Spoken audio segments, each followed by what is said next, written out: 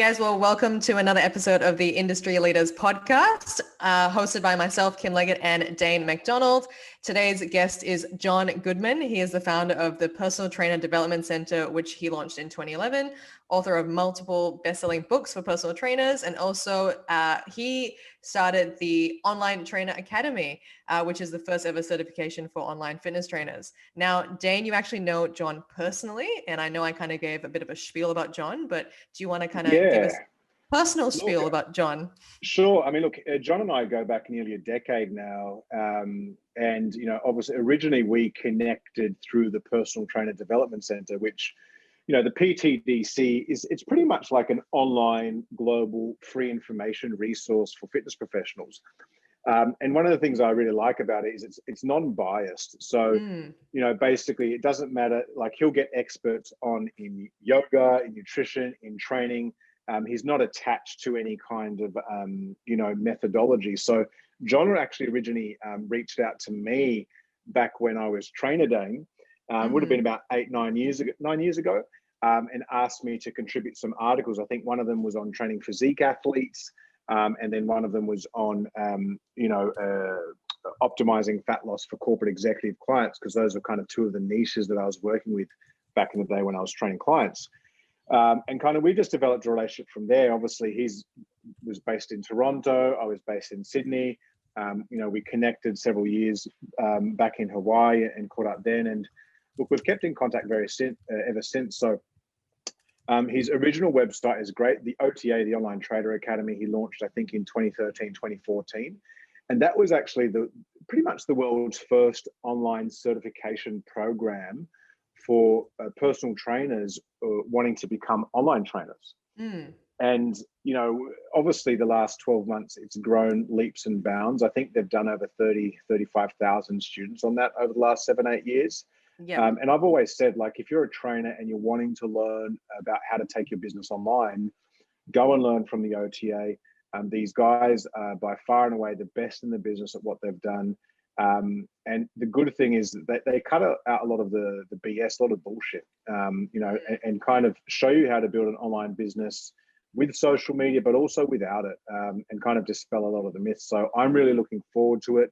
You know, John, I feel he's going to have a lot of value that he's going to be able to provide our listeners out there in regards to online training, how to take that online training business to new heights, both if they're new or already existing. So yeah, super pumped. Just got to fix the lighting, right, Dane?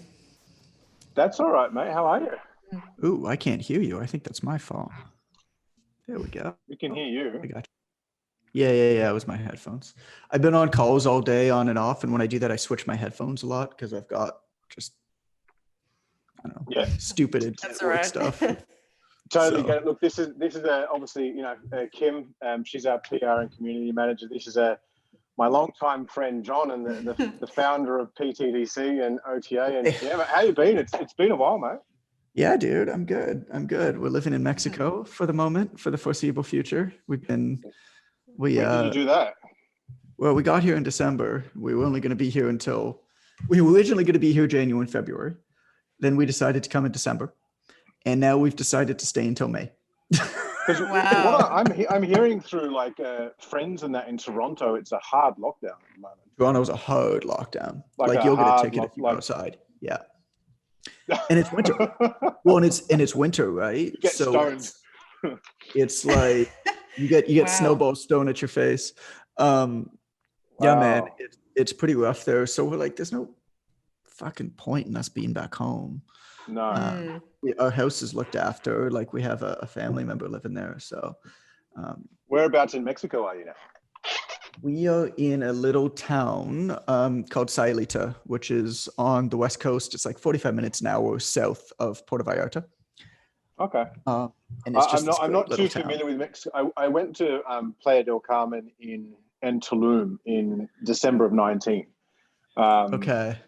And not at all like that. I'm sure, you know.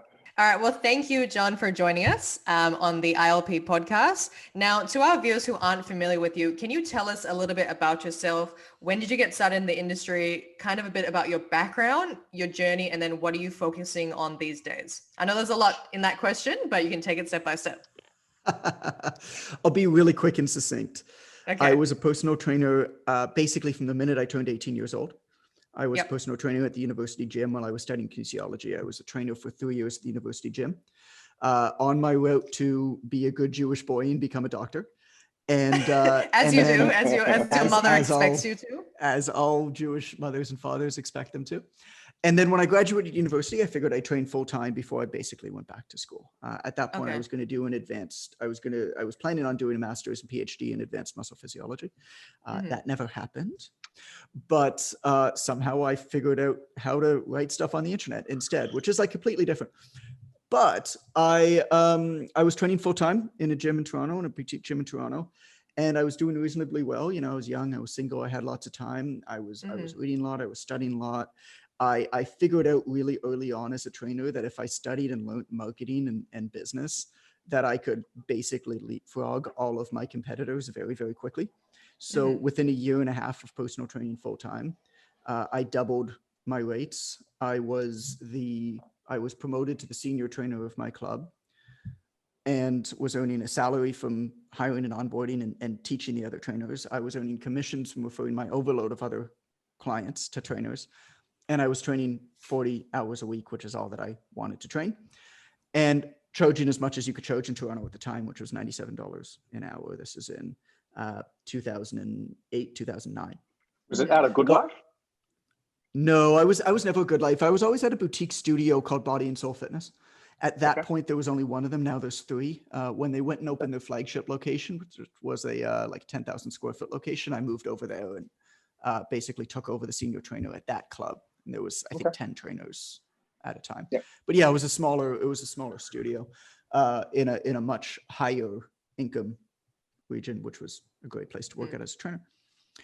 And at about 23 years old, I was doing pretty good, but basically what happened, the catalytic point for me as a token Canadian story is I got injured playing ice hockey at night. Yeah. And I had my hamstring pulled. Oh, the most Canadian, like Jewish story ever. Like, I was going to be a doctor, then I got hurt playing ice hockey. Like something you Australians know nothing about, right? You guys say hockey and then you like put on shoes and run in the field. Equivalent of us playing cricket or something like that, you know? Yeah, exactly. Yeah. So some idiot tripped me at night, right? And I strained my hamstring. Like, not a big deal, but I'm off my feet for 2 weeks and I couldn't make money for 2 weeks. And I was like, oh shit, like, is this what my life is going to be like? Clearly, this is not a feasible career choice because at some point I'm going to want a family. At some point, I'm going to want to travel. Like, I need to figure out a way to make money not on my feet. And serendipitously, one of my clients, who was the chief of psychiatry at a major hospital in Toronto, walked into the gym one day, inevitably, as he always did, about 5 minutes late, and walked up to me. And I said, idiot, go get changed. You're late. This is kind of our relationship, as it is with most of our clients. And he handed me a book. And he handed me a book, and it was Rich Dad, Poor Dad by Robert Kiyosaki. And he said, you're not going to be my personal trainer for much longer. And, he tells me now, because we still keep in touch all these years later, but he basically said, he's like, there's something in you, like, you're going to build something for yourself. I don't know what it is, but I wish somebody had given this to me when I was young. And, I'm here for you. Like, I hope you find what you're looking for. And so that kind of set me down this path where I go to the library, or I go to the bookstore actually, and I'd look at all the best-selling books at like multiple streams of income, associate income streams, passive income. This is like how old this story is, right? I go to the bookstore. I can relate. I can relate. You got it. Not, but I can. And I would write down the names of the authors of these books, and then I'd walk across the street to the library and I'd check out the books, and I just started to read. And one of the books that I came across by Robert G. Allen called Multiple Streams of Income had a chapter on it, on this concept called infopreneuring, right? Selling your information. And this is like before people forced ads and DMs down your throat every day. I mean, this is 2009, right? So this stuff was out there, but you had to kind of go out and find it. And so I was like, wow, I could sell money selling information, or I can make money selling information. Like, this is cool. And the advice was, talk about what you know. Okay, I know about personal training. And in that book, there was this image of this circle, which was supposed to denote like the center of the universe. And all around that circle was all of the income streams. And in the middle of the center of the universe was write a book. And it was meant to denote around that you can build all these income streams around it. So it said, write a book about something you know about. I was like, I know about personal training. So on the back of my clipboard, I just kept notes, everything that I did with my clients, every objection, every sale, every workout, every program, every question, every referral, I'd write down a note on my clipboard, and then I'd go home at night and I'd write down what I did. And that turned into my first book called Ignite the Fire, which is still 10, it's actually coming up on its 10-year anniversary, still sells 30 to 50 copies a day, which is pretty cool. And well, I've got a copy of it. It's on my bookshelf. I got it, a long time ago. It's that launched like everything that I have. I mean, I had no idea. I started a blog called the Personal Trainer Development Center before I knew what the word blog meant. I was so unbelievably ignorant as to how hard or how idiotic or how much I should not be writing and self-publishing a book for an industry at 24 years old that I just did it. And that's a big part of my story is like, I feel like we all perhaps need to be a little bit more ignorant around how we quote unquote should do things, because I feel like these days we maybe know that's where you limit creativity. You limit creativity too. I think when you get so stuck in or structured to this is how you should do it, or this is how you shouldn't do it, that's where innovation can be stifled. And you learn all of the reasons why you shouldn't do something. Yep. Which anybody who's ever done anything and gone on the other side of something, a project, a workout, whatever, a business, and they've come out on the other end of it, they can attest to the fact that when you do something that's scary, that is unknown to you, there is an almost 100% chance that it did not work out the way that you planned. Yeah. And an almost 100% chance that it worked out in a way that you never could have imagined if you didn't do it. And so that's basically what happened. So yada, yada, yada. The book came out, started a website called the Personal Trainer Development Center. Website has turned into the biggest website in the world for personal trainers. We welcome 2 to 3 million visitors a year on that. It's over 1,000 free articles. I've written 11 books, created the first ever certification course for online fitness. We started that in 2013. Obviously now we've gotten a hell of a lot more attention this past year, but we've helped over 40,000 personal trainers, nutrition coaches, add online fitness to what they're doing. And moving on next, we're building out some software to help them with that, and looking at building out some really, really neat applications with artificial augmented intelligence to optimize the coach, which is going to be well. Let's get into some of that. I mean, let's talk about PTDC. Like, obviously, it's your initial, post book baby. Like, what does it do in the industry today? Obviously, how does it service, I guess, the greater industry? What's the main objective of it today for those, for those listeners that might not have come across the website now? Obviously, they're going to be given access to go and visit this post this interview. Like, why would they want to go and visit that site? I hope so. What I realize now in retrospect, it's really easy to connect the dots looking backwards, right? I realize now in retrospect, what it did, this is the Personal Trainer Development Center, what it did that was so unique was that the fitness industry was and still is a really fractured industry, where a lot of the information that you get is singular focused, is biased, and that's not necessarily a bad thing. It's the filter through which you've got to take that in. Like every country has their own certifying educational bodies, right? Every discipline has their own educational bodies. And so somebody, certified or accredited in Australia is probably not going to read like the NASM certification website, for example. Somebody who's CrossFit is not going to read the Weight Watchers website. Those are like extreme examples, but I mean, look at all of the there's no international governing body, so it's something that I've actually thought about a lot. It's like, in some respects it would be great if that was there, but then also from the other side of things, again, it stifles innovation. PTA Global tried to do it. Didn't work out so well. Exactly.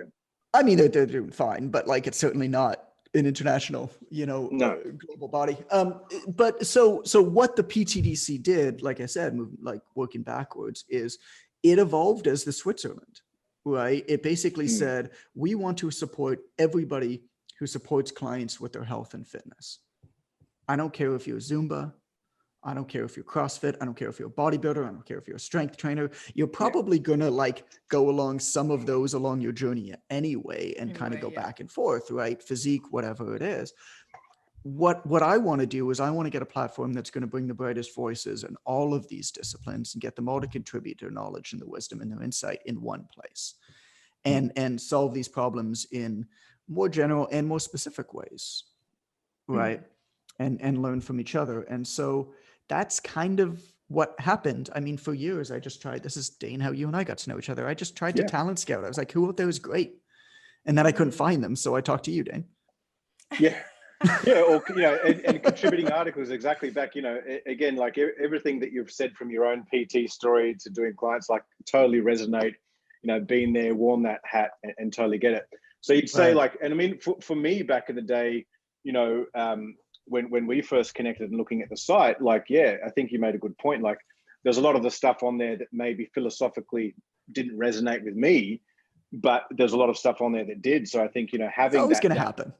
Yeah, and having that unbiased educational or information portal is super important.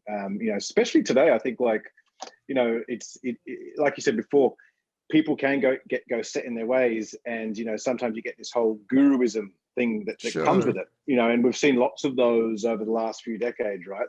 Man, everything's biased, right? Like there's a line by somebody named Upton Sinclair from a book in like the 1920s called "It Can't Happen Here." And it's a line that I always will remember when I was reading the book. I think I highlighted it in like multiple colors, which is, it's hard to get a man to understand something when his job depends on him not understanding that thing. Think about if you run a website information source, if you run a company that sells mobility equipment, obviously you're going to cherry pick information that's going to talk about how important soft tissue release is. That's going to talk about how important different types of mobility modalities are, right? And that's not a bad thing.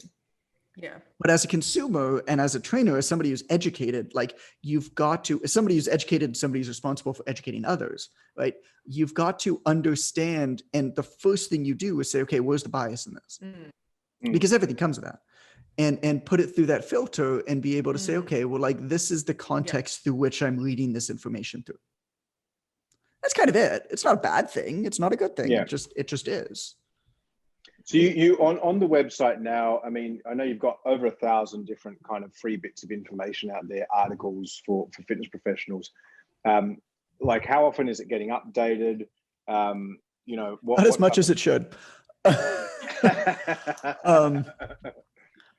I mean, we have a podcast twice a week called The Online Trainer Show, which gets updated twice a week. And there's show notes and information associated with the podcast. So there's 2 pieces of content there. We aggregate and publish a list every Sunday of the best information from other sites and other social media. Basically, like we go out and find, we're like, what are the best podcasts published this week for the fitness industry, right? What are the best YouTube videos? What are the best articles? And we actually publish a list. And the people who choose that list are people who are not associated with our company in any way. And their only job and their only instructions is find the best information. So I don't care if this is a direct competitor of mine, right? Like find the best information that goes on the list. And then, we are moving to a much faster cadence of publishing this year. It's going to take us a few months to get into it. I saw that you're doing some recruitment at the moment. Yes, we are doing a fair amount of recruitment. I mean, we're growing, we did have a good year last year, and we're shaping up to have a much better year this year as well. But I mean, we're hoping to have 3 new articles a week in addition to the podcast by the middle of next year. We were like maybe 1 a week, maybe one every 2 weeks last year. But the articles that we were publishing last year are like, I mean, to give you an idea, like those articles cost us anywhere from $7,500 to $10,000 a piece to put together. Super journalistic. Wow. A lot of thought and consideration into every word, but the cadence was a little bit too slow. In today's modern publishing environment, it was too slow. So Yeah. We'll be going faster. So it seems like, I mean, there's a lot of movement and a lot of traffic and I guess more attention on the online space just in general because of COVID, and fitness professionals especially are trying to move things more online. How do you think PTs today can move our business online, especially if they do not have a social media presence? What are your thoughts, John? You're allowed to give a shameless plug here. It's all right. I'm allowed to what? To give a plug? Yeah. I don't need to give a plug. Yeah, exactly. I don't need to give a plug. You don't need a social media presence at all. Okay. In fact, trying to build a social media presence is almost surely not what you should be doing if you're looking to get started. Okay. It's. Well, see, I love where you're starting with this, because even your first sentence here is quite disruptive to the traditional norms that you get bombarded with every day on your social. Sure. You know, I agree. like with every other guru out there. Well, I agree with you. The easiest way to build a social media platform is to have something worth talking about.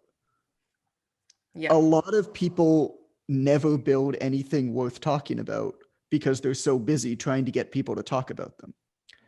Think about for a second just how ass backwards that is.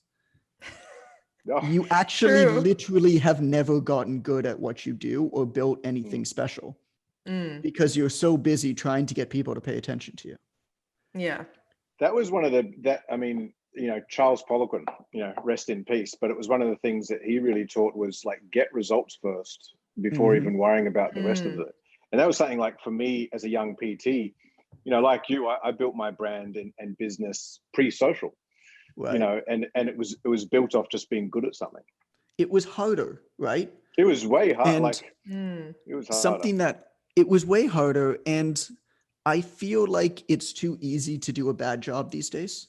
Yeah, I agree. And that's why so many people fall into the trap of doing it. It's when you had to take an extreme example, when back in the day, before my time, but like back in the day, when you wanted to advertise something to somebody, you had to do market research, write a letter, purchase a mailing list, pay for a stamp to put on each individual letter, take in responses to that letter, do the math, figure out whether it was a profitable mailing, and then send another letter. That's a long process. Think about how much better you had to be. So, my challenge to you is every time you put a post on social media, every time you send an email, imagine if you had to pay $1 to send it to every single person who is going to see that message. That's what you should be running your messaging through. Don't put out crap, right? But this is all well and good. And I hope that some people are nodding along and other people, maybe not, maybe they don't agree with me. So I'll take like a much more, because that's kind of intangible. I'll take a much more tangible response to that. When you actually do the math, you need 30 clients paying you $200 a month to make $72,000 a year. Yeah. Do you really think that you need tens of thousands of followers? In fact, you should probably spend your time getting 100 followers and going really deep with them, because you actually only need 30 clients, right? That's right. To make $72,000 a year. And then at that point, if you do a great job with them, it's really easy to have that business grow very, very quickly, because everybody knows 5-10 people who, if they're getting extraordinary results, are going to shout off the rooftops. Not every single client, like some clients like to be a bit more quiet, but enough of your clients will be really happy showing off how they're doing. So what matters as you're trying to have success when you're starting out with online fitness can start to feel at times like you're pushing this giant stone wheel where it takes a tremendous amount of effort to get this thing going. Yeah. But all you got to do once it's going, as long as you're good, is just tap that thing, right? Like it doesn't actually take that much effort. And so getting going, right? I always say to people, and what we teach is find your 1% uniqueness factor. This is like a niche, but like goes way deeper. Find your 1% uniqueness factor. Most people fall flat or get frustrated promoting themselves, fitness professionals, because they try to promote themselves on the 99% that makes them the same as everybody else. Like, I don't give a shit if you burn fat and lose muscle. I don't care if you work with moms. Like, none of that is interesting. There are way more people with way bigger audiences, with way more money, who probably look better than you, right? Who are saying the exact same thing better than you are. Right. So you're going to have a really hard time breaking through. But if you're able to go super narrow, like I'll give you an example. Carolina Balmares, who's now a co-host on our podcast, but this is way before she was a co-host. She was a student of ours in the Online Trainer Academy, is a Mexican originally, moved to Canada to be with a man. They got divorced. She was a single Mexican expat mother with 3 kids living in Canada. Yeah. Okay. Well, that's a niche right there. Yeah. She was in a Mexican single mother expat Facebook group that she was a big member of. One day, in Spanish, of course, she told her story, right? Which is a really special story. And we all have a good story if we know how to tell it. She told her story. And of course, the story ended with how, you know, she found fitness and health and nutrition and how much it changed her life. And now she serves other people. And she offered a webinar basically for like $6 or whatever for anybody who wanted it. She had 800 comments in this one group of people who wrote their email in the comments. Well, there's your list. So she got paid over $1,000 to host a webinar that filled her client group. Now, anything that you do once is not believable. You know, believability, you have to repeat something at least twice in at least 2 different ways. Yeah. So, I mean, anybody who tells you that they did something, unless they can prove to you that they did it more than once in different scenarios, it's not worth anything. So she did it again. Same thing, but she raised the price to $8 for the webinar. Same thing, made over $1,000 for the webinar. Filled her client. I actually don't know how many comments she got, but filled her clientele. And like, that's literally it, right? Like she's done now. Her only job is to do a good job with clients. Troy Bennett is the Chicagoland cosplay fitness expert. Tried to separate himself in his market. That's a new one. Dude, tried to separate himself in his market, you know, helping dudes gain muscle, whatever, look good in a t-shirt, right? I think what you're getting into here is taking almost a new dimension to the word niche. You know, because there's, you know, I think, like, you know, people focus so much, okay, as you said, I'm going to focus on fat loss. Right. But, you know, you've just mentioned a student of yours that's focused on fat loss for divorced Mexican women with single mums. Who are expats who live in a foreign country. Yeah, I mean, that's just like niche overdrive. You know, and military women who have had a C-section. Yeah, wow. Like they're, and the most beautiful thing about this is, all that this is designed to do is give you an unfair advantage in the market, to give people a reason to choose you over somebody else with lackluster marketing and messaging, because it's probably not going to be great because you just haven't had time to make it great yet, right?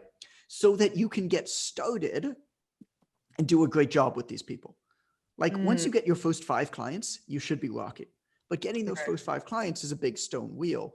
And so the beautiful thing about all of this too, and Dane, I know you want to say something, but let me finish this thought first, if you don't mind, is this is why we get along, because we fight, is like, once you figure this out, it actually dictates your vision moving forward. A lot of people say, okay, well, what's the best software to use? What's the best pricing? What's better, Instagram or Facebook or LinkedIn? It's like, I don't know what the answer is, because all of it works and all of it is good.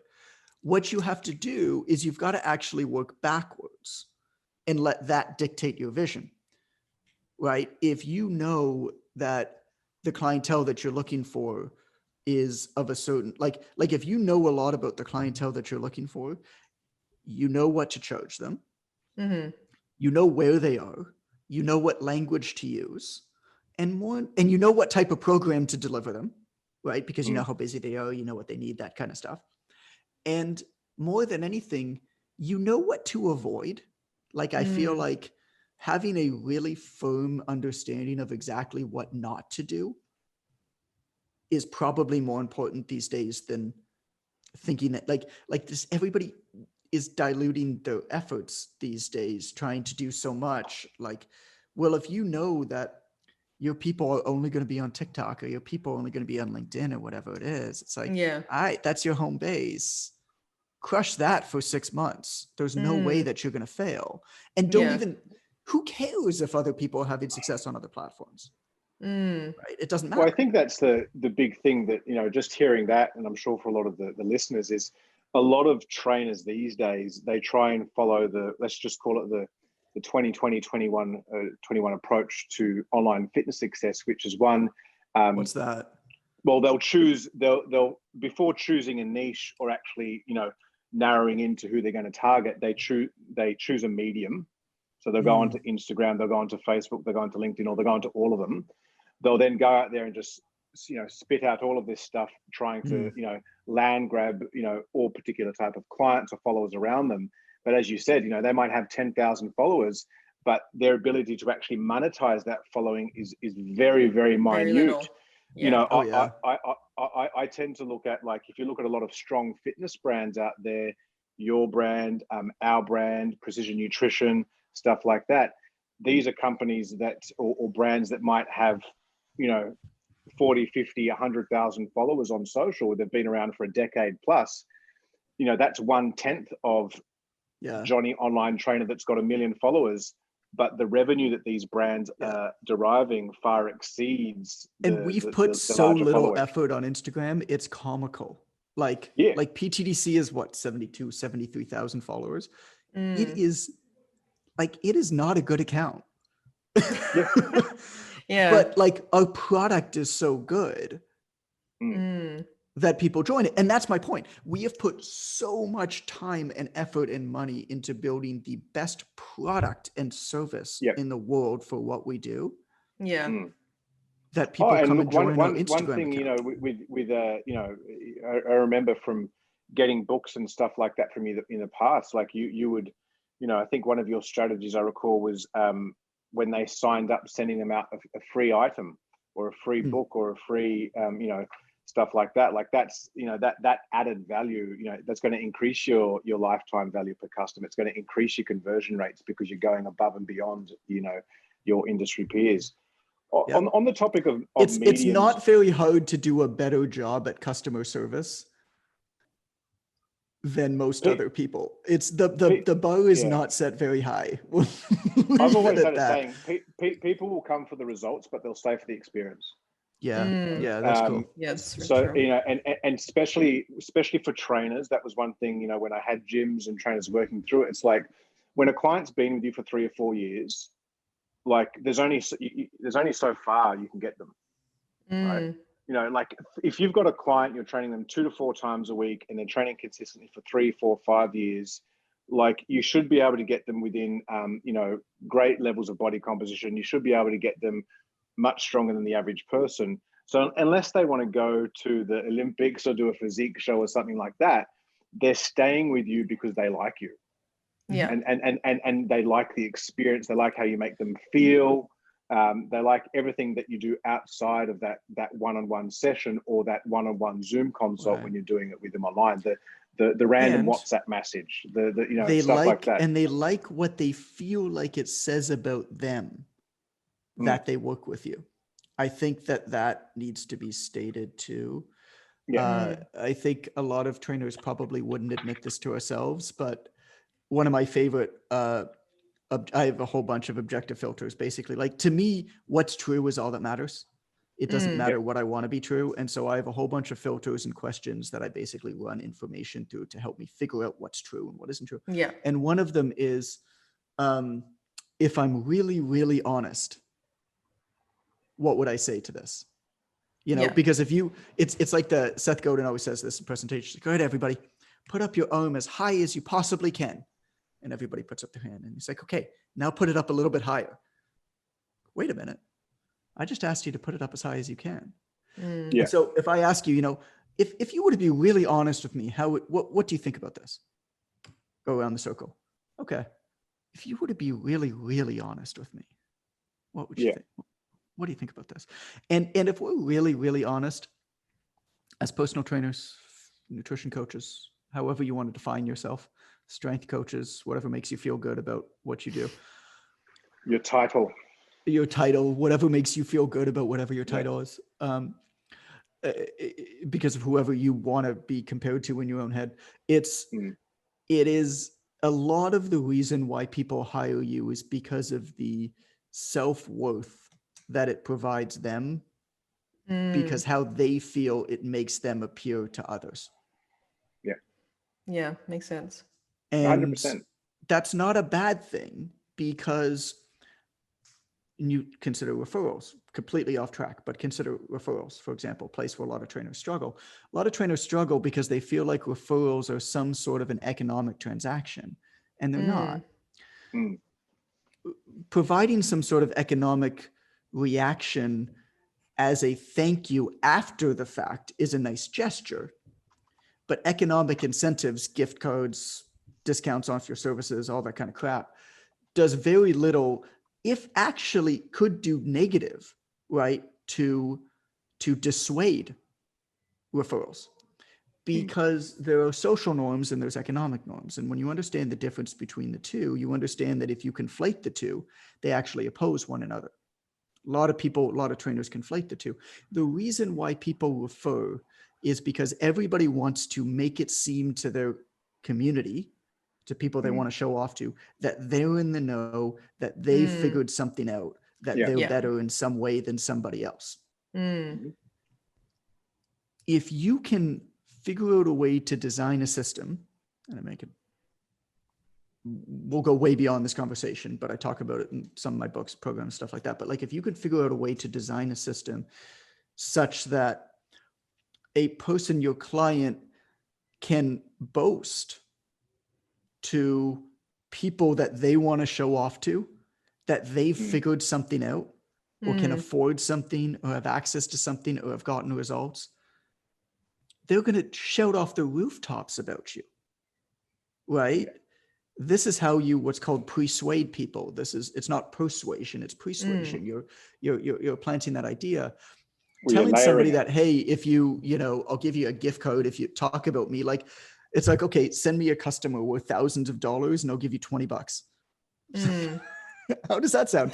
Do something that is completely unnatural to you and send me thousands of dollars worth of business, and I'll give you a token gesture of a $20 gift card to a coffee shop.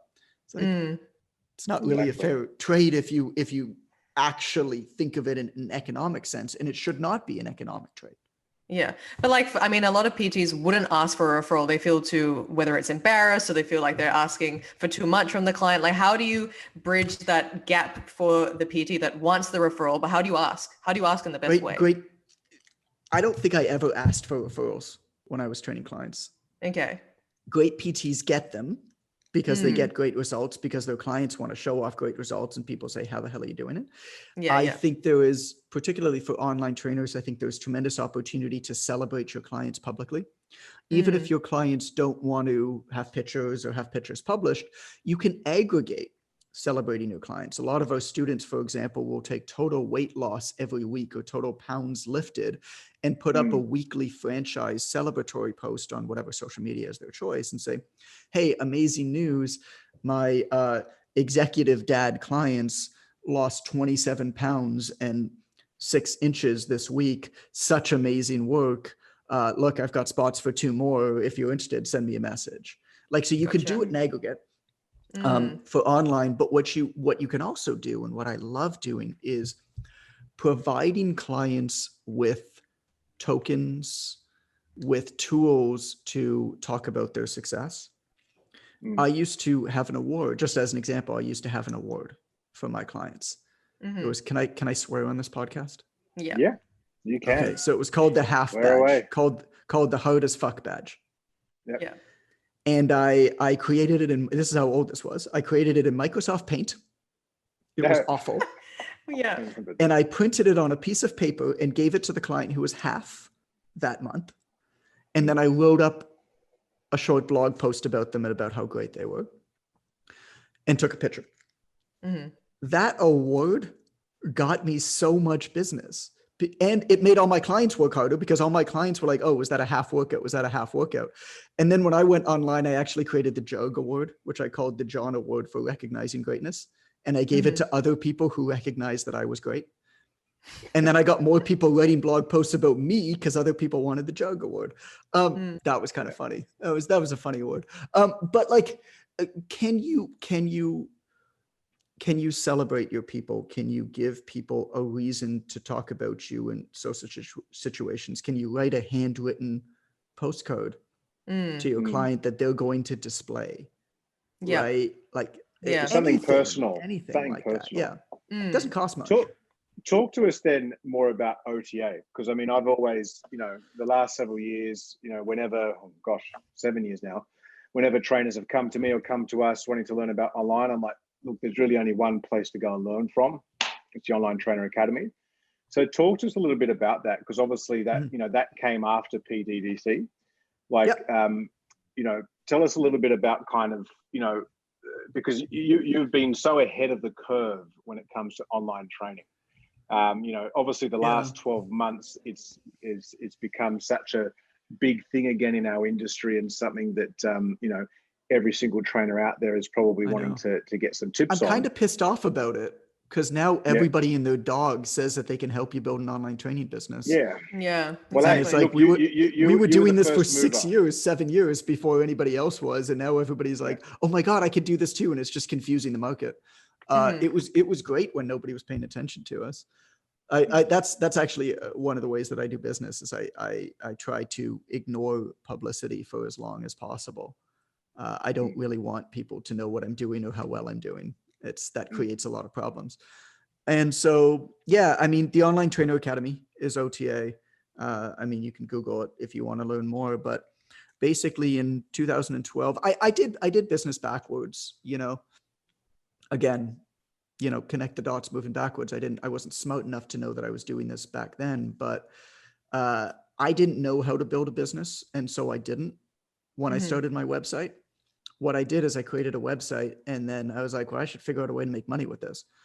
But I had a website for 2 years. A lot of companies, these days I feel like pay lip service to being a customer focused company. And quite frankly, it's kind of bullshit, because what they actually do is they have a product or service, and then they try to find customers to sell it to. That's not like a customer centered business listens to their customers and builds what their customers needs. Right. And so, in 2012, I had a growing audience on the Personal Trainer Development Center, and I did 137, 13-minute phone calls. And we did a survey that was over 1 million data points, trying to figure out what the biggest problem was that personal trainers had. We were able to nail it down to one sentence, which is all trainers a year or two out need to figure out a way to make a little bit more in a little bit less time with a bit better schedule. Like that's the problem. And you can't build a solution until you firmly define the problem. A lot of people, again, are building solutions, but they don't actually know what they're building solutions for. Once you understand deeply the problem, and you've also battle tested the problem and proved some assumptions about it, it's actually relatively straightforward to really build a fantastic solution to it. But it's that work at the beginning that takes so much work. And so, 2012, that was the problem. It's like, oh, online training seems really interesting. So I built a business model out of thin air for online training. Brought in 24 people to beta test it, 22 finished it, took in feedback, turned that into the first ever course, business development course for online training business, which at that point was called 1K Extra. And then over the years, evolved that into the Online Trainer Academy, which in 2016 was the first ever textbook for online fitness. And still to date, I have that in my. You have the version 1. It's that we're releasing version 4 coming up. It would be either 1 or 2. I'm pretty sure it's probably the first one actually. The new one's twice as thick. It's so anyway. So I mean, at that point, I mean, just thousands of students.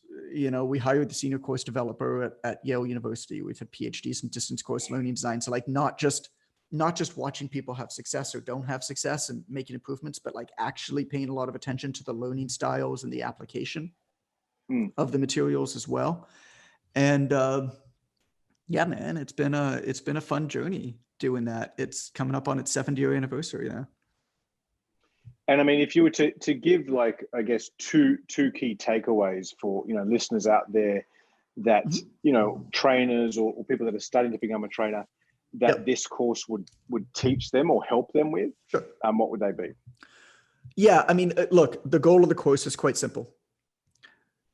If you have never trained anybody before, or if you've trained some people before and found it to be maybe a little bit more frustrating of an experience, difficult of an experience than you originally thought when you were DIYing it, this is going to build you a really strong, stable foundation and structure through which you can grow.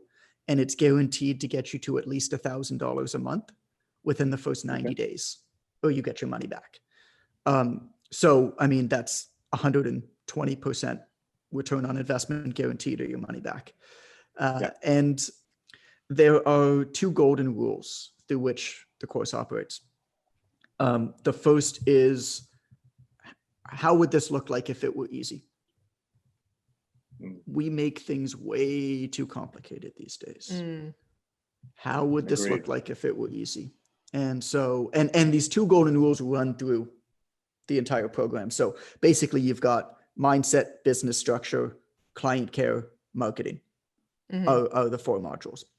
And then the second golden rule is actually like my 2 rules, which I think every trainer online or offline needs to abide by, which is do a great job, make sure everybody knows about it. I love that. You got to have both. It's 50-50. Yeah. I'm just going to touch on that, John. Like when you say, you know, you want to do a good job, and you say again that obviously results is really important for a PT. How can a PT, especially when they're conducting online, ensure client retention? Well, some clients are never going to retain, right? And I think that's very important to understand. You will never have 100% retention. Some clients just aren't interested. So don't beat yourself up. I think it's very important, and we go into this pretty deeply, to really become adept at motivational interviewing when you're training clients online, because there's a lot of stories that we can start to tell ourselves. I mean, online communication is for the most part asynchronous, which basically means I send you a message and then you respond when you feel like it. Yeah, that's right. Versus synchronous conversation, which is like what we're doing. Well, I don't have much time to think about it. Well, there isn't much like second guessing what I'm thinking, right? Online, you know, I send you a message. Well, the client doesn't get back or doesn't send in their report or their results or their check-in or whatever it is. It's like all of a sudden your little lizard brain in the back of your head starts going nuts. Do they hate me? Have they given up? Did I do something wrong? Are they going to renew? Are they going to ask for a refund? Oh my God, I'm a failure. What's going to happen to me? Well, you actually have no idea what's going on. True. That's it. Yeah. But it's very easy to jump to really negative conclusions in your head. So becoming really, really adept at motivational interviewing, basically what it comes down to is, this is like a Dr. John Birdie thing. You mentioned precision nutrition. So JB's been a good friend of mine for years and years and years. I wrote the foreword for his book that just came out recently too. And he's been a great mentor of mine and friend of mine. And like, make it okay for the client to say stuff. A lot of the time when we don't hear from clients, it's because they don't feel like it's okay for them to say anything negative. And so they don't say anything. Yeah. And again, you need to know what's going on. Inevitably, it leads to drop off. Which leads to drop off, which is awful, right? Yeah. Which leads to drop off, which leads to negative feelings, which leads to, you know, you may be saying something that you shouldn't say to them, which kind of hurts in a lot of different ways. And so motivational interviewing is really important. Make it okay for them to say stuff. Hey, you know, I might be completely out to lunch here. But look, like, I haven't seen your report come in. I sent you a few messages, and like, totally cool if you didn't have time to get to them. Like, I know you're super busy. Look, all that matters to me is that you have something that you feel like is working for you. And if what we're doing now isn't working for you, that's totally cool. Look, there's no right or wrong answer here. Help them feel as though they've got permission to be frank with you. Because I think most people as well are not, a lot of, majority of society are not confrontational, or what they would deem as confrontational. So, sometimes someone speaking their truth, they might feel that they're going to hurt your feelings. To them, they feel as though they're confronting you. You might have the thick skin to be able to take that on and work with them. But for a lot of people, they the average person does not have that mindset. Yeah. Especially when they might be overweight, they've gone through some emotional issues, some physical issues. They're trying to get their life back in order. A lot of them are not going to have the headspace to kind of, it's that avoidance. They'll just try and avoid it. Or maybe they went on a holiday and forgot to tell you. You literally have no idea. No idea. Yeah. Right. And so you don't know. So I mean, again, like I like to talk about the intangible and the tangible stuff. So like tactically, like to answer your question in terms of retention, when a new client signs on with you, what you should actually do when they sign on, literally at the moment when they sign on, like after that you take their payment, before they hang up the phone, is book a checkpoint call with them for a few weeks before their program is going to end. Get that booked in that day. And on that checkpoint, well, as you're going with your check-ins, you're basically trying to generate information of like where they might want to go to next. And then you just need a good, I'll call it a script, but really it's a good process to continue to paint what their future would look like working with you. And I mean, that's something that we work with our people on a ton, is just getting comfortable with those conversations of going in deep with clients. We had somebody message in our level 2. We have a level 1 and level 2. Basically, level 1 is like your first $1,000 online. Level 2 is scale. I mean, we have people doing 50, 100,000 a month in that level 2 group. And so, it's kind of different systems, like 0 to 1, 1 to 5, 5 to 20, 20 plus is like kind of completely different systems, right? In what you need. An introduction of like I wouldn't even look at paid advertising until you're at least 10,000 a month, for example. So, it's when do you introduce this kind of stuff? How do you get support? How do you start to bring on other trainers to work for you? All that kind of stuff is more of what we get into in level 2. But, we had somebody in there that like the client broke down and cried on the call with them. Like, are you comfortable getting deep with people? Because oftentimes if you don't, you haven't figured out what the real issue is, which means you can't solve it, which means you can't do your service as a trainer. In the online space, I mean, you need to be more of a coach than a trainer. Yes. Because like you said, you don't 100%. have that, you don't have that face-to-face interaction where you're rep counting. You're having to be more of a counselor, a mentor, a coach from afar. So I think, having those systems in place in terms of points of contact, check-in, those random kind of messages is great. You mentioned before about you're looking at building some software and tools to kind of help with that whole process. That's what I was going to get at. So talk to us about that, because I think I will tell you what I'm okay telling you. I'm not gonna tell you all of it. Basically, I believe very strongly that an algorithm intelligently built by really smart people can build a better workout program than 98% of personal trainers right now. I believe that the future of personal training, I believe that most of what you do some posts on this. Yes. Yeah. I believe that most of what personal trainers think is in their job description will be eliminated from their job description within 5 to 10 years. All of the rote tasks of program design, of adapting programs, of updating programs. I mean, we know this.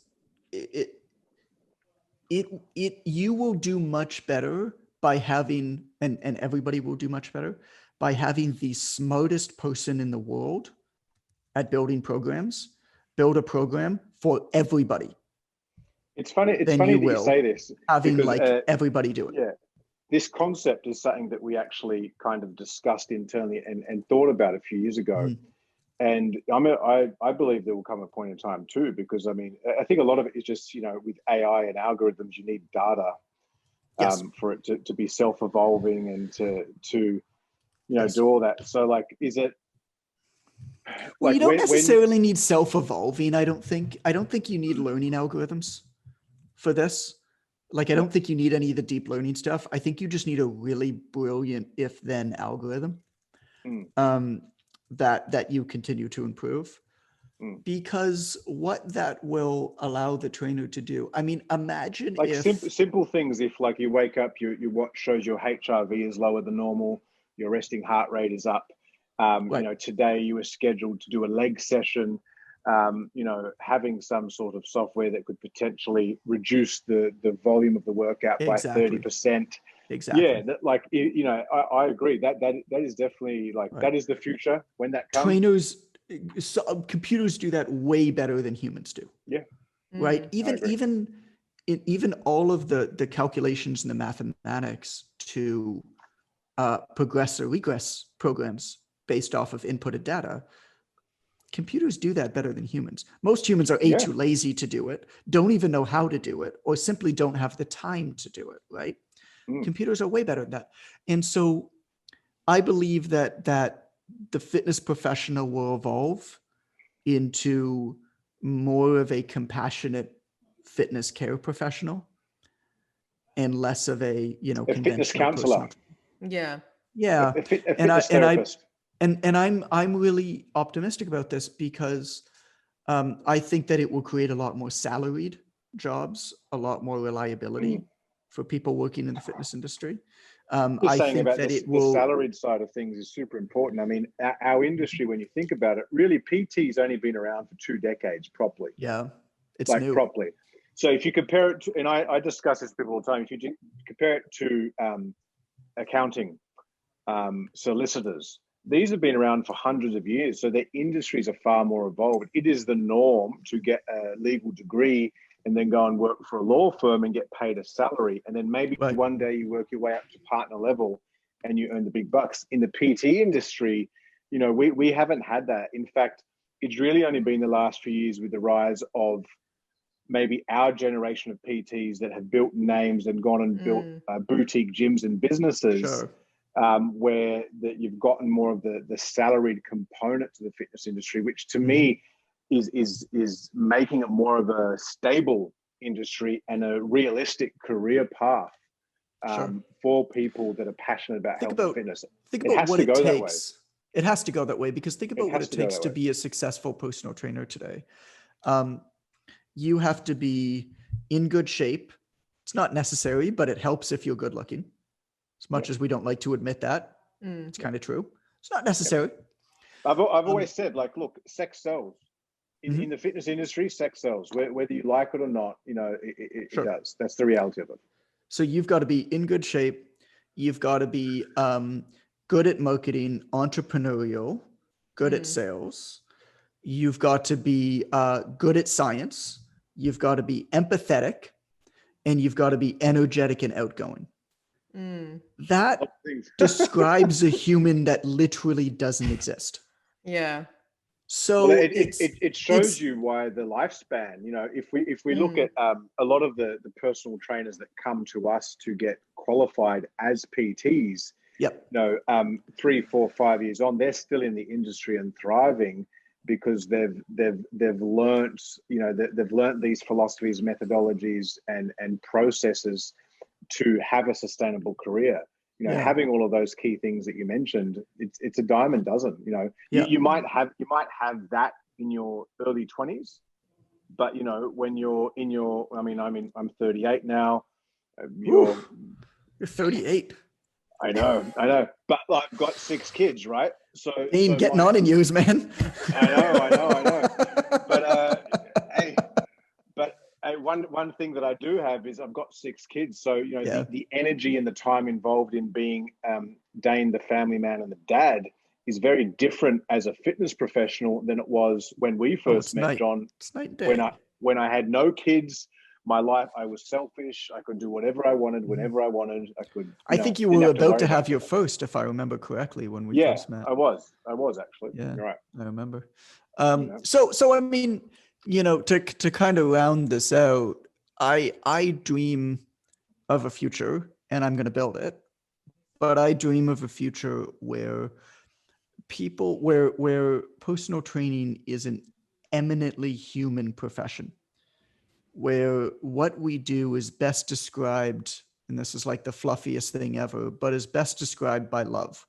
Like, what we do is we support.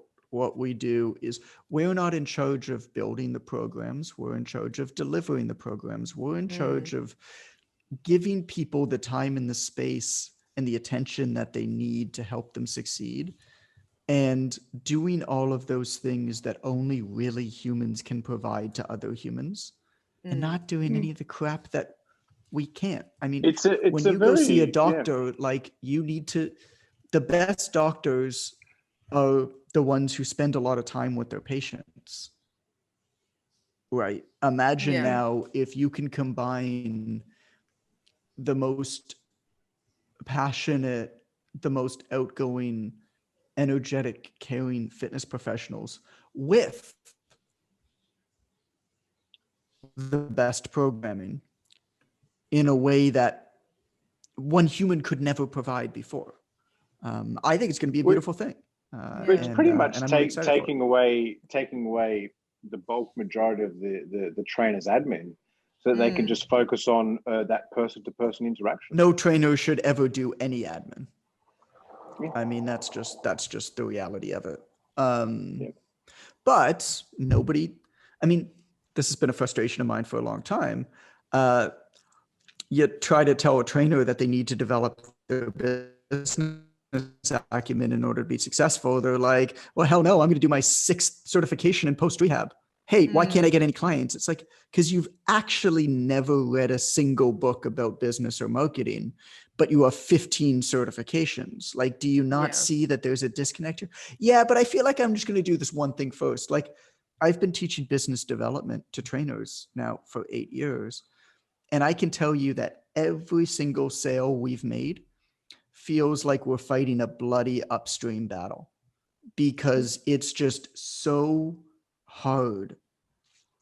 And I get it. I mean, when people become fitness professionals because they love fitness and health, they don't become fitness professionals because they love business, right? And it's really, really, really hard to do stuff that we're not good at, that's not natural to us. And it's really easy to create narratives and basically create stories in your mind of how you're bettering yourself by doing more education, even though it's not well placed, and then say it's not your fault when you don't get the results that you want. Like, I totally get it. It's hard, man. It's super, super hard. And why do you think none of the major certifying bodies teach business? It's because nobody buys it. It's because they're all for-profit companies, and they've all tried to sell it, and they know that nobody buys it. So they're going to come out with more and more and more and more post-rehab and nutrition and different training modalities, which is fine, because they know that they can sell that stuff way more. It's not because trainers need it. I've always said, like, because it sells better. Yeah, the first 2 years, 70% technical, 30% business. Years 3 to 5, 50-50. Years 6 and onwards, 70-30. 70% business, 30% technical. That's good. You know, that's always. I like that breakdown. I might steal that from you and not give you credit. I like that. That's all right. That's all right. Hey, cool. But it's something that basically, you know, I applied on myself. You know, when I started, it's like I wanted to learn how to get results, but then I also wanted to learn how to market and position myself. Obviously, when you start out, like, if you go too far down the business part and not learn your craft, you're not going to have a sustainable long-term business, because you can't actually get results.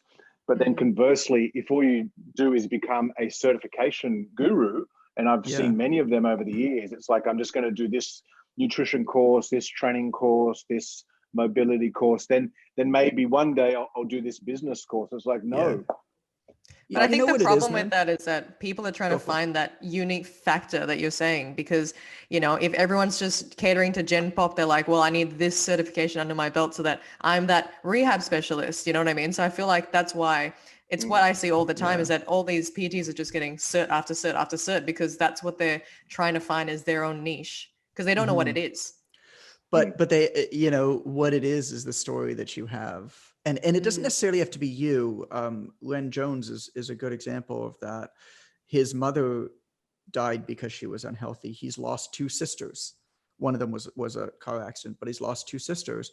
And like his story of why he works with mothers and helps them get healthy is so powerful because of his history, because of how he can tell it, because of what's going on with him, right? And so, yeah, of course, that's going to guide his education too. He's got to be good enough with those audiences. But you know what I think it is, and what it comes down to is that in this day and age, I mean, it's kind of always been like this, but it's getting more and more. Single disciplines are inherently uninteresting and invaluable. So, because it's really easy to replicate that knowledge. The knowledge in a single industry becomes commoditized very quickly. Either by technology or simply by others, because information is decentralized and education is free, right? And so single disciplines are not worth anything. And they're also, to be honest, not interesting, at least not interesting to me. But the interplay of disciplines is fascinating and is really, really valuable. And the more well-rounded you can become in ways that you can't really measure, for example, like fitness to me, not that interesting. Psychology to me, not that interesting. Marketing to me, not that interesting. Behavioral psychology, behavioral economics, not that interesting. But when you put all those things together, now you got some magic. Well, I think it's the difference between, if you look at most successful entrepreneurs or, people in business, like, yes, sure, you've got that segment that are SMEs, they're your subject matter experts that are, focusing on those specific things. But most people, like yourself, myself, Kim, are generalists. We're good at a lot of things.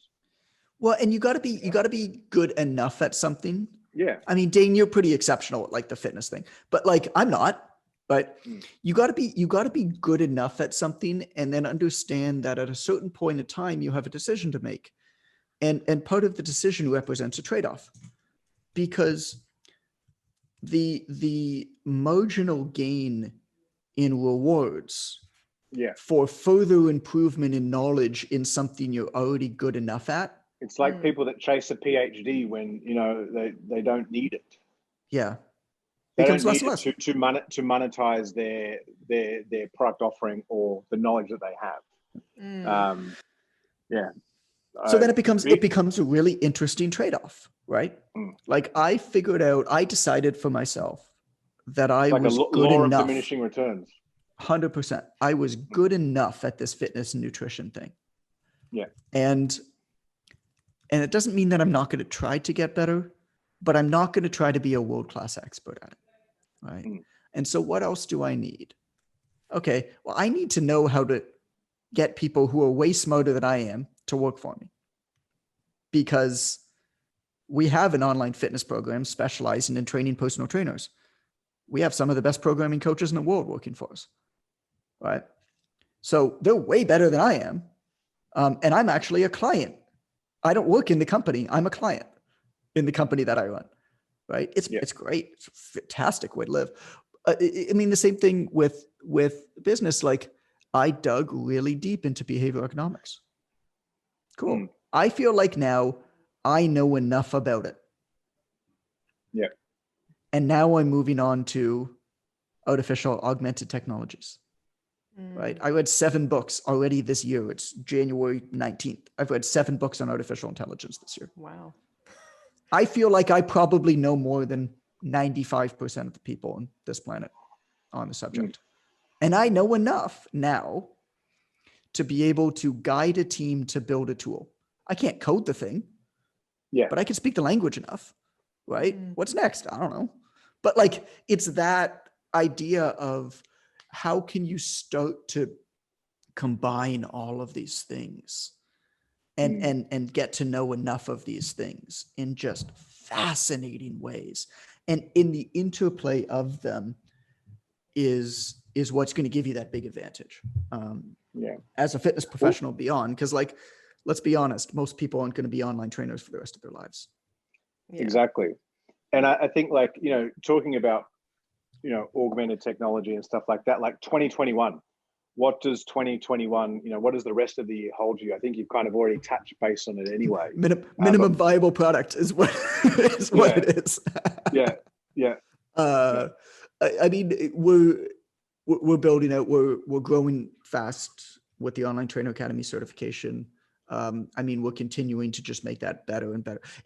That program's funny because we're so much bigger than anybody else out there that we can just do things that they can't even dream. Like we'll work with more people than everybody else put together. Yeah. So what we can offer for the price point that we can offer it is just night and day. You look at like what we offer compared to other people charging 10, 15, 20,000 bucks. We're charging 800, right? Yeah. It's and like we're offering more. So that continuing to just turn that more and more and more into the industry standard worldwide designation, right? For anybody who wants to train online. Yeah. And then 2021 is really going to be building. We won't be done, probably won't be out of beta by the end of 2021. It's about an 18-month process. Well, 12, 18 months.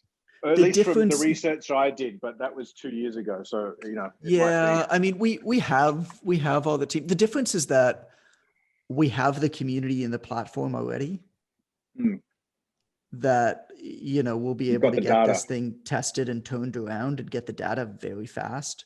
Whereas other people might take a month to do a test, like for us, it might take 2 days.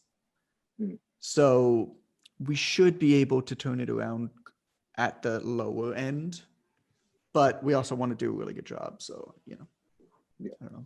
What does 2021 look like? That, I guess. Guess we'll find out. It sounds exciting. I guess we'll find out. Yeah. Perfect. Well, thanks, John. That's all the questions we had for you today. Appreciate your time. I feel like we covered just about the entire universe and everything in between. I know we went to psychology, went to everything. Yeah, it was fun. We did, but I think it's super important because, as you made a point, so many. I think us with this show is wanting to interview people from all different segments of the industry, whether it's in nutrition, online business. I mean, we've got the executive chair of PN coming on Friday, Mark Zients, who you know as well. Oh, you got Mark on, cool. Yeah, Tell him I say hi. I love that guy. Well, yeah, he's a great guy. So we're trying to really expand our audience's minds to all of the different things that are out there in the industry, and again, not just be caught up in trying to just do a training cert or nutrition cert, but that there's more to it, and especially if you want longevity, especially if you really want to make this a long-term career, there's a lot of different factors to consider, and there's a lot of work, as we know. Even though we're young men, mate, we're kind of old dogs in the industry. Let's see the gray hair. Turn to the side. Let's see it. Because I haven't had a haircut in a while. But it's because you got 6 kids, bro. Is what's going on? Oh, no. It's holy crap! Holy crap! I mean, I got one, and I don't even know which way is up some days. Yeah. All right, mate. Well, look, it's great to catch up again. Look, it'd be great just on a side note to catch up in the next few weeks, just one-on-one, you and I, mate. I'm super keen to hear about that project that you're working on, because it's something that we looked at the beginning of 2019, and we kind of did some initial discovery into it, but then just kind of it was something that was in the all too hard basket, right? And it's not easy. Yeah, no, it's not easy. No, well, and you kind of like the tech has to be there for it. In the last couple of years, I've been thinking about doing it. Yeah. And the tech wasn't quite there. Right. Whereas now it seems like it is. Does Renaissance periodization have something similar, or like a preliminary? I didn't want to mention it on the show, but do they have something in this space? They do. I'd have to look into more detail of how it operates. Yeah. I mean, they've got a great app for sure. But I mean, I'll tell you what, like there are a few apps that are like artificial intelligence workout builder type things. Some of them include trainers, some of them don't. Like there's Fitletics, for example, that doesn't. They're huge. They just raised their valuation is like $500 million or something. Jeez. Then there's like a Delta Fit and Future Fit, which do include some trainers. But nobody has approached it now starting with the trainer market. And Renaissance is the same way, right? Like they're a consumer focused brand. And and I see that as the opportunity is starting with the trainer market, and then you can go a lot of directions from there. So they do, and they're doing great. I mean, Renaissance has grown fast, but I don't know. I don't know the specifics of exactly what it does. Yeah, cool. All right, mate. Well, look, we will love and leave you, mate. Cool. It's good to catch up as always. Great to meet you, Kim. Thanks, John. Yeah, likewise. Thank See you. you soon, I'm sure. See you guys. All right. Take care, mate. Thanks, John. Bye. Cheers, mate.